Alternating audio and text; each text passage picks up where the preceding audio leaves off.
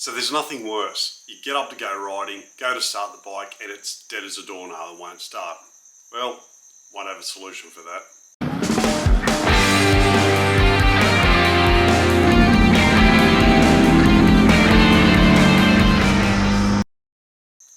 Hey everyone, welcome to Roads of Oz. My name is Matt, and on this episode we're looking at the C-TEK XS 0.8. Now this is the smaller charger in the range.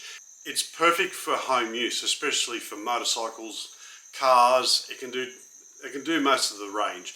And even though it's a smaller one, you probably don't need much bigger than this in most cases. Like it says, the 0.8 stands for the charge rate, so it charges at 0.8 amps. And this is one of those smart chargers. Now this is very easy to hook up. It's got short circuit protection, so if you accidentally touch these two, like pretty hard because it's all encased in plastic, but it does have short circuit protection, and more importantly it's got polarity protection. So if you accidentally hook the black clips to the positive and the red to the negative, it's not going to ruin the battery.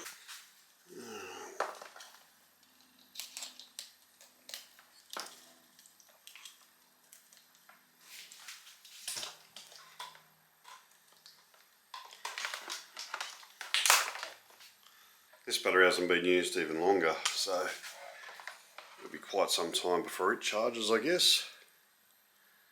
But you get the general idea. Alright, and a few hours later, you can see it's fully charged and monitoring. There's the connection that you can hardwire to your bike or your car. I've got that hooked up to my Ducati because the battery isn't in an absolute cow of a spot to get to.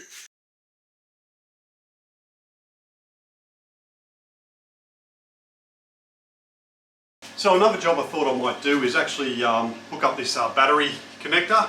So when I hook the trickle charger up, it's a lot easier than trying to dismantle the bike to get to the battery. So I might as well do that now. So the footage you see here is over 18 months ago, and the camera angle isn't perfect, but I'll give you a rundown. Basically, all you're doing is running the red terminal to the positive, the black terminal of that cable to the negative, and just make sure you run the cable along the frame where it's not going to get pinched or damaged. Use cable ties to tie it to the frame, cut it neatly, and the job's done. All up, it took me about 15 minutes and is a very easy job.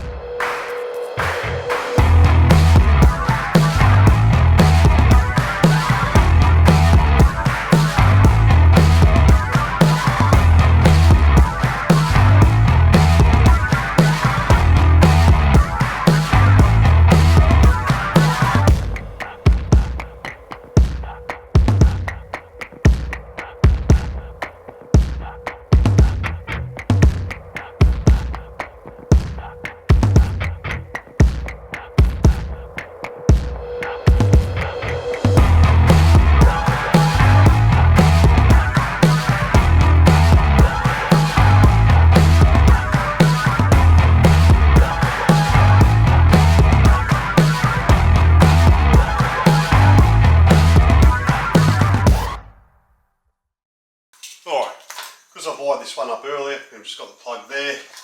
You can pretty much just plug this in. And then what we'll do, we'll have a look at that. So I'll plug it in, and you'll find it's assessing the battery, then it'll determine how far it needs, how much charging it needs. And because I haven't ridden the bike for a while, it probably needs a bit of a charge. So I'll leave that overnight, let it do its thing, and by the morning it should be good to go. This is 10 hours later. You can see it's fully charged and good to go. So we'll unplug it.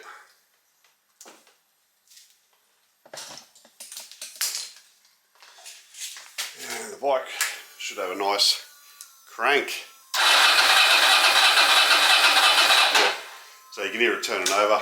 So even though it's turning over and not starting, that's not the battery's fault, but there's plenty of crank there because she's fully charged. So the beauty of this one, well, I found this for about $80 Australian, so that's a reasonable price for it. It's probably all you'll need for home use. So if you're going out riding and haven't ridden for a while, it's good to plug this in and just check the charge of the battery.